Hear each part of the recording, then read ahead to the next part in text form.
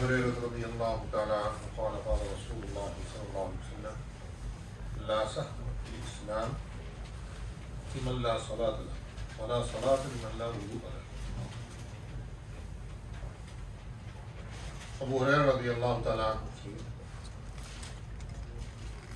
that Rasulullah sallallahu alaihi wasallam said there is no place in Islam for a person who does not say, who does not pray his salah, and there is no salah without wudu. Abu Hurairah radiallahu ta'ala anhu narrates that Rasulullah sallallahu alaihi wasallam said there is no place in Islam for a person who does not say his salah, pray his salah, and there is no salah without wudu. Abdullah ibn Umar radiallahu ta'ala anhu also heard Prophet sallallahu alaihi wasallam say in Islam there is no Islam in a person when there is no salah by him. There is no Islam in a person when there is no salah by him. The position of salah in Islam is the position of the head in the body. Let those who do not offer salah not only call themselves Muslims but also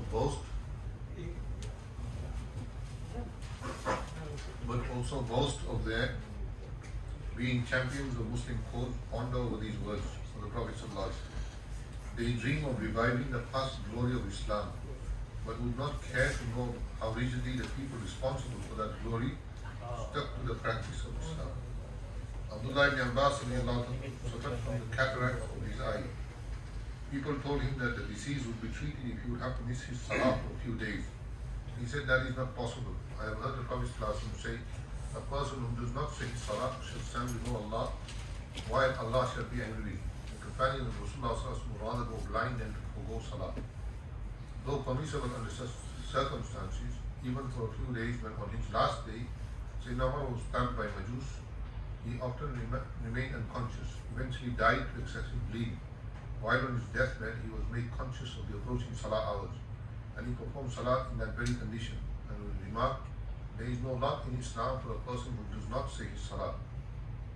These days it is considered unkind and improper to induce the patient or even allow him to say his salah.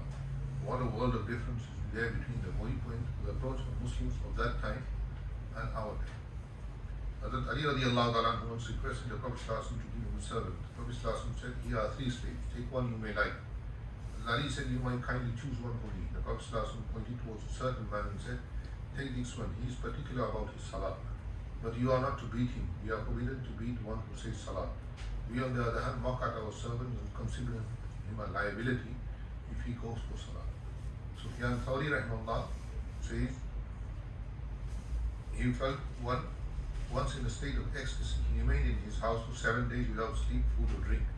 When his sheikh was informed of his condition, he inquired, is Sufyan observing the hours of his salah? He was told that his salah was quite regular and safe. And this day, the sheikh remarked, glory to Allah who has not allowed the devil to have an upper hand on him. Now that Ramadan is completing, a lot of people think that after Ramadan we don't need to come to the masjid. Especially, we went in Ramadan, so we did a great favor to Allah subhanahu wa ta'ala that we went. Do not be a Ramadani Muslim. A Muslim is for life. A Muslim is not for Ramadan. Every year, when Christmas comes, they have a bumper sticker on the cars. The sticker says, a dog is for life, not for Christmas. Why? Because people buy puppies at Christmas time, and then after Christmas finishes and that, they abandon them. So they write, a dog is for life, not for Christmas. So what we do is we come to the masjid in Ramadan, Isha, and so on. And after Ramadan, we say, Allah, you, your deen, your Quran, wa alaykum as-salam until next Ramadan. You, your deen, your Quran, wa alaykum as-salam till next Ramadan. Do not be like that. We don't say it, but that's how our amal is. We don't say it zabani qal, but we say it with zabani hal. It means that we don't say it with the tongue, with lisan al-hal, with lisan al-qal, but we say it with lisan al-hal. And this is our situation. that we don't want to come to the masjid for Salah. Any excuse. Oh, it's too far, I have to drive there, this, that. So we drive everywhere else, we go everywhere else. I understand we can't walk to the masjid because we live quite distant from the masjid, most of us. But those who can, they should walk it sometimes. Not in the daytime, but in the evening, when it's cooler, walk to the masjid. For every step you take, Allah removes one sin. And Allah elevates one status in Jannah. So the tire that turns, while come to the masjid, every turn, Allah will remove a sin. And Allah will elevate one's status in Jannah. But one should be careful that if you try to buy a property or rent a property, try to buy a property or rent a property close to the masjid. So at least you will go to the masjid. Many years ago in England, he is still alive. A very old friend of my father's, he's an uncle. He used to live in a Muslim community area. So then, when people get a little bit of money and that, they want to have status. So at that time, nobody had a house that I can remember which had a garage. So he went outside our area, where the Muslim community was, to buy a bigger house with a garage and facilities and so on. So he invited all our family to his house. Me, my mom, my dad, my brothers and sisters, we went. So he complained to my mom. He said, your sister every day, she pesters me and she tells me off. My mom said, what does she say? She said, every day she says to me, if you are living where we Muslims were living, at least if you die, somebody will come and give you kalima. He said, now where you are living, generally Hindus were living there. They say this Ram, this Shyam, this, she mentioned some names, he mentioned some Hindu names, Ravi and this. Oh, they're going to come and give you kalima when you die? She used to say this. In the end, he had to sell the house and come back. He said, he told my mom, your sister is a headache. Get a wife like that, who will remind you of your deen, who will tell you, hey, go to the masjid. If you don't go to the masjid, she'll keep reminding you. Why are you not going to the masjid? Alhamdulillah. Too late for us. Huh? It's too late for us. It's not late. Alhamdulillah. When COVID started last year, so if you remember, we had in the beginning of Ramadan, last year, all the masajid were closed. Nobody did Taraweeh, except for, mashallah, 4 or 5 masjids. Nobody did Taraweeh, nobody was coming for Esha, this, that. So the first question my wife asked me is, are you going to do Taraweeh at home or in the masjid? So I said, what do you think? She said, no, go and do it in the masjid. She said, go and do it in the masjid. So I said, inshallah, I can make niyyah. But obviously the first 10 nights, I had to hide a little bit. We would do Isha Salah, lock up, and then I would come back from the back and then do Taraweeh alone. But I did Taraweeh of the first 10 nights. I finished the Quran, and alhamdulillah, then some brothers have seen me, they told me, no, we're going to do Taraweeh. So we did Taraweeh, alhamdulillah. And this year, alhamdulillah, through all of you have come in Taraweeh. This is the shan of a moment, that he cannot stay in the house without doing Salah in the masjid. Masjid is very, very important. You see, if you bring your children to the masjid, if you come to the masjid, you will be connected to deen. Masjid is a citadel, what do you call it? A fortress for our deen. If we don't come to the masjid and we sit all day at home, or our business in that will not remind us of Allah. But when we come to the masjid, we will do sujood, we will mix, we will ask each other how we are. As soon as we don't see a person who comes regular to the masjid, one or 2 days, then we get worried. Why isn't this brother coming to the masjid? But if you never come to the masjid, how do we know? I'll give you a little story. It happened in England. There was a professor. So he would never come to the masjid. And he lived away from the Muslim community. So in England, what happens is in the morning, your milk, the milkman delivers the milk even today.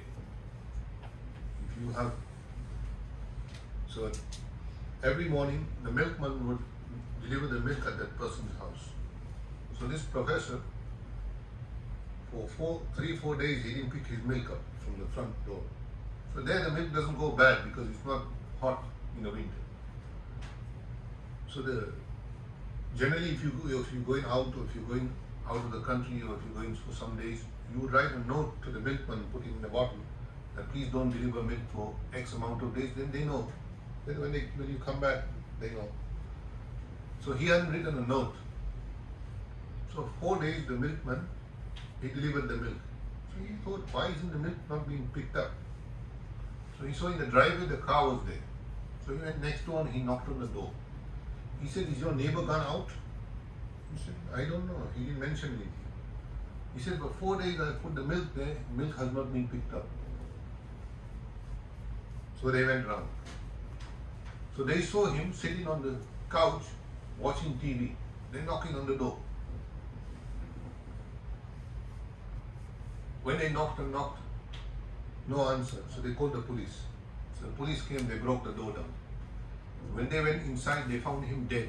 He had been dead for 3 days. Muslim guy. He had been dead for 3 days. Nobody knew. His family didn't know. TV was on because maybe he'd been dead for 3 days, but the TV had been going on for 3 days.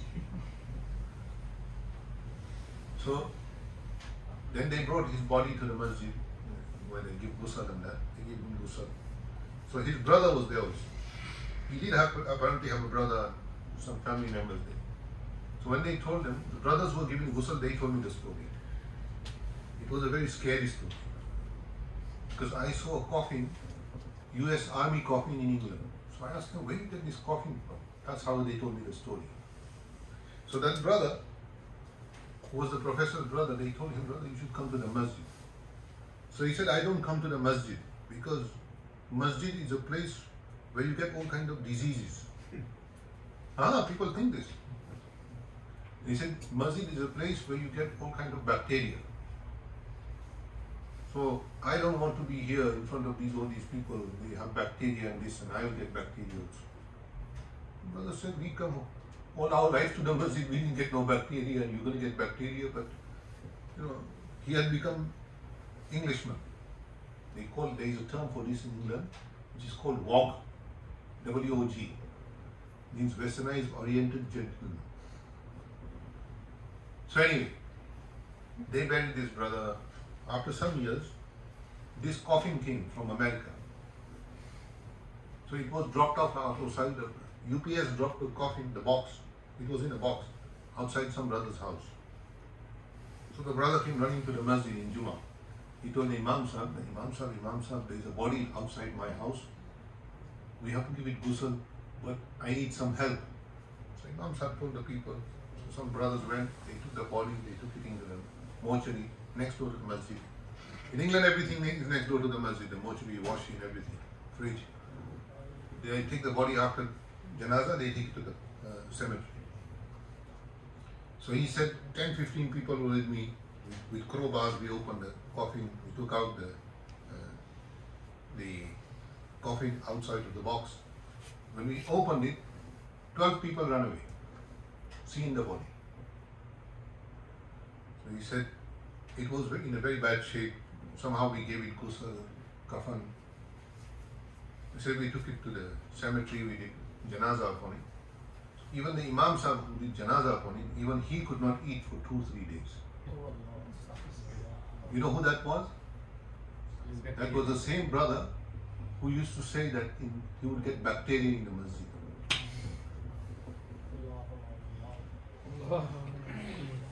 That was the same brother who used to say that he would get bacteria in the masjid. Allah showed him. Allah showed him that even though he didn't like his fellow Muslims, they still gave him ghusl. And they still buried him. So don't abandon the masjid. Whichever masjid is close to your home, I'm not saying you have to come to Masjid Khaleel. Wonderful if you all come to Masjid Khaleel every night. But whichever masjid is close to your home, do go to the masjid. Because that keeps our iman on the right track, inshallah. And also ourselves on the right track. And brothers will know, if something happens, immediately people will come. Sometimes we get phone calls for janazas, and we don't know who it was.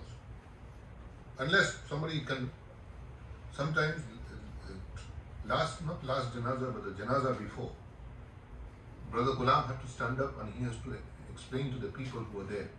Brothers, if you are living alone or if you are married to a non-Muslim lady, you are in a relationship with a non-Muslim person, a lady, and please put that if you die, at least we can bury you. In the last month, this is Ramadan and Shawwal, Shaban. In the last month, there have been 4 janazas. Recently, there was a janaza here very close by. 4 janazas where they had to find who the next of kin was. There was one janaza, one brother died. For 3 days or 4 days, they couldn't find who was his next of kin. Because he doesn't have a wife here. He had a few wives, but none of them came forward. Nobody claimed the body. I did one janaza a few years ago of a brother. He used to live here somewhere in Broward. I didn't know him personally. But I got a phone call. The phone call was, you will not believe it, you know who called me? Not his family. Not his Muslim family. Not his Muslim family. Born Muslim. Father is Muslim, mother is Muslim, uncles are Muslim. Here, I don't think the parents were here, but uncle and brothers were here. Nobody called us. His ex-wife who was a non-Muslim, she called me. She said, my ex-husband has died, he was a Muslim. Can you please arrange his funeral and that? So I made inquiries and then I found out it was true. So I went and gave ghusl to him with some brother, and then we did his janaza and we buried him. This was if his ex-wife didn't call us, I assume that he would have been incinerated. But at least she had the decency that she knew he was a Muslim, so she called me. Because it's on our website, the phone number is there. And if anything happens to a Muslim person, dies, please contact us. We will try our best to make arrangements for the funeral and so on. So my dear brothers, this is why the masjid is important in our life. The masjid is very important. Coming to the masjid is very important. Bringing our children to the masjid is very important. If you have children of young age, maktab age, from the age of 5, bring them. Inshallah, they will be taught deen. Look, we all send our kids to school, and from school they go to, from kindergarten they go to elementary, from elementary they go to middle school, from middle school they go to high school, and from high school they go to colleges and universities and so on. Alhamdulillah, good. But do we do the same for them, for their deen? Are we worried about my son and my daughter being a Muslim? Because many a time it happens that the parents then start to cry afterwards when their son and daughter tell them that I don't believe in any God. There was one brother, Mohammad told me about this. I know the brother also. Allah has given him a lot of wealth. So he was saying that, my son, he says, I don't believe in Allah. All this is mockery. This is all. Grew up here, born here, but never go to maktab, never go to madrasa. They want people to come to their houses to give private tuition. Bring them to the masjid. Some people think, oh, it's all right, we got tuition from Pakistan and so on, so we just give them tuition online. You give them tuition online, but they've never seen a masjid, they've never seen a person doing sajda, what they can know about.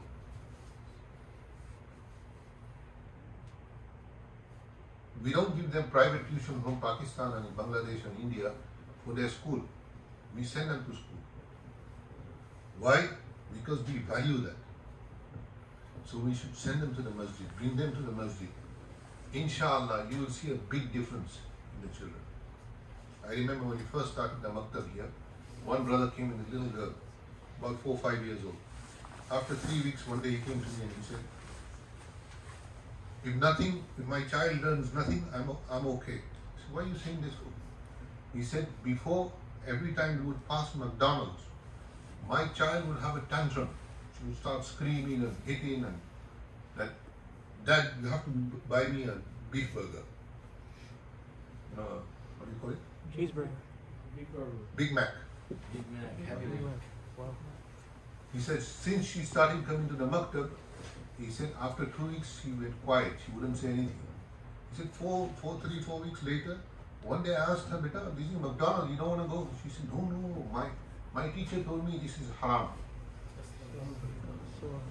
He said that made my day. He said that made my day. That now, alhamdulillah, my daughter knows that I should not be eating this. We have to, what we feed them will affect them. If we feed them halal, it will affect them. If we feed them haram, it will affect them. It affects us. So my dear brothers, alhamdulillah, our masjid is always open. Madrasa will be open inshallah after the Eid, the following 1 week after Eid, inshallah. So if you want, let me know. So if you want to join your children, because of COVID, we've been doing online madrasa at the moment. But inshallah soon, hopefully, everything will be open. Then madrasa will be starting back in the masjid. This is the lifeline of the masjid. The masjid is vibrant if we have young children coming here. And if we don't have younger generation coming to the masjid, and only people over 60, then we are in trouble. May Allah give us tawfiq.